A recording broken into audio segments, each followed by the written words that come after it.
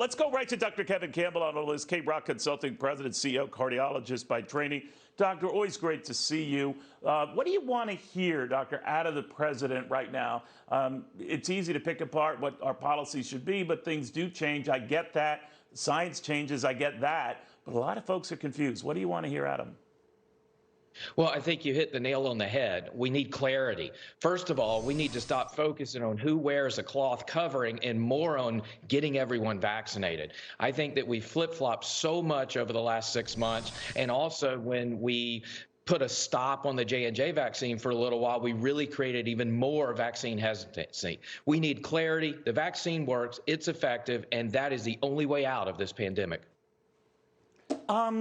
For the vaccinated, doctor, they're obviously chafing at having to wear masks indoors in some of these other states, municipalities, counties, even businesses, because they remember the president saying you get vaccinated. The beauty of that is you don't need a mask. Now, apparently they do.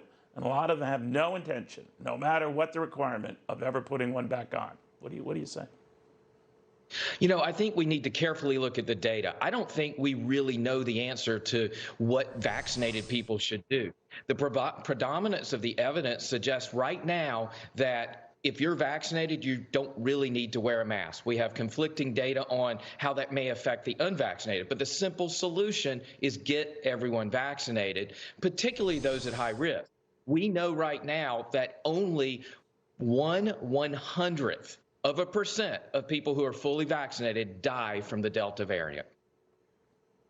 That's a very good point. And obviously, you know, even Lindsey Graham, the senator, has said that had he not been vaccinated, he'd probably be a lot worse off now dealing with getting COVID had he not. But that aside, what are we to take from this, Doctor?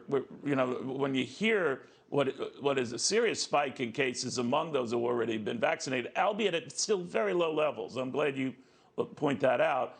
It is giving people pause, and maybe those who've not been vaccinated, another reason not to even try. What do you tell them? You know, I think we just need to hammer home the point that the vaccine is safe and effective. It is definitely making a difference. We know that only 4/100ths of 1%, that's 0.004 for the math folks out there, actually go to the hospital with serious illness if you've been vaccinated and get this variant. Most people can expect what Senator Graham had, which is a really mild sinusitis or upper respiratory infection-like symptoms. Nothing that's going to send you to the hospital. I think our message has to be get vaccinated. It's safe. And again, I've said it twice, only way out of this for the entire country. You know, Doctor, Microsoft, the latest company pushing back its return to in-person work, at least in most of its U.S. offices, till October. I believe it was going to happen prior, under, or after Labor Day. Apple is doing a variation of that, Google, a host of others. We're hearing in New York that a number of financial and other firms are revisiting this. As a doctor, how would you advise them?